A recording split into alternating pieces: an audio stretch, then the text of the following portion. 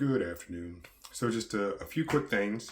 One, I appreciate all the people who've taken the time to watch any of my videos. I even appreciate more any comments that have been left. One thing that I genuinely appreciate is any type of feedback. So for those that have been positive, great. And honestly, they all have been positive. But if you have any type of critiques, I would greatly appreciate that too. So again, thank you for the comments. Thank you for taking the time to watch the videos. I hope I haven't offended anybody with the responses that I've given.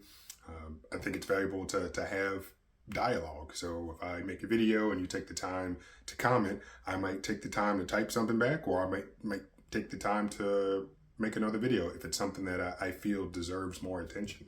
So thank you. But if you see the title of this video, of course, you know what it's about. One of the comments that I received, if not 2 or 3 times, was the concern that if you get the international version of the Zenfone, then you might have some connectivity issues. Clearly that's the case, because as a T-Mobile customer, I was having issues with the phone when I first got it. I went to ASUS's website and I was able to download some firmware that allowed me to connect to T-Mobile's website.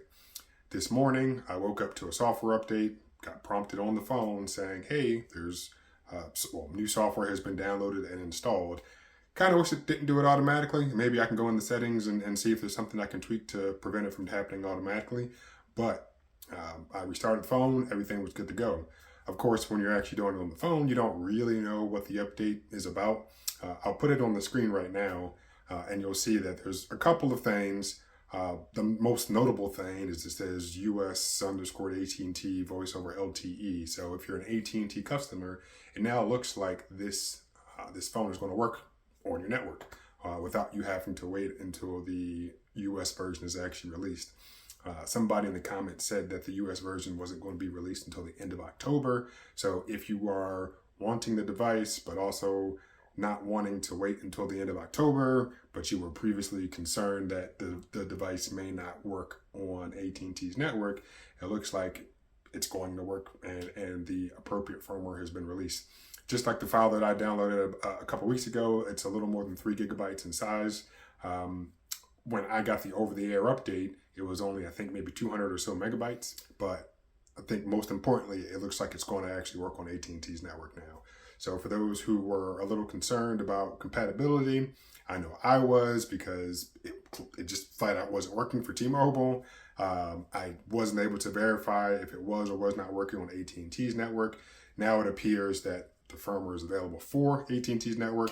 The process to install the firmware is pretty simple. All you have to do is plug your phone into your computer using a USB cable, navigate to the root directory of the file system on your phone, which is pretty much just the top level directory, and then just drag and drop that file from your computer over to your phone, and it should update.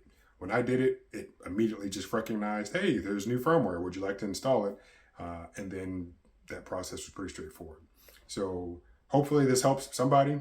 I know there were, like I mentioned before, I know there were a few people who had comments about the concern for compatibility with AT&T's network. So now it looks like it's going to work on your network. So if you don't want to wait until October or to the end of October to get the US version, I'll say that there's more than enough. I don't want to say plenty, but there are quite a few available options on eBay, which is where I got mine from, or where I purchased mine, that I'm sure are the non-US versions.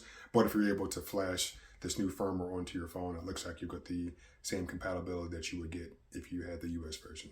So hope this was helpful. I'm trying to keep it pretty short because I know I can be a bit long-winded, but yeah,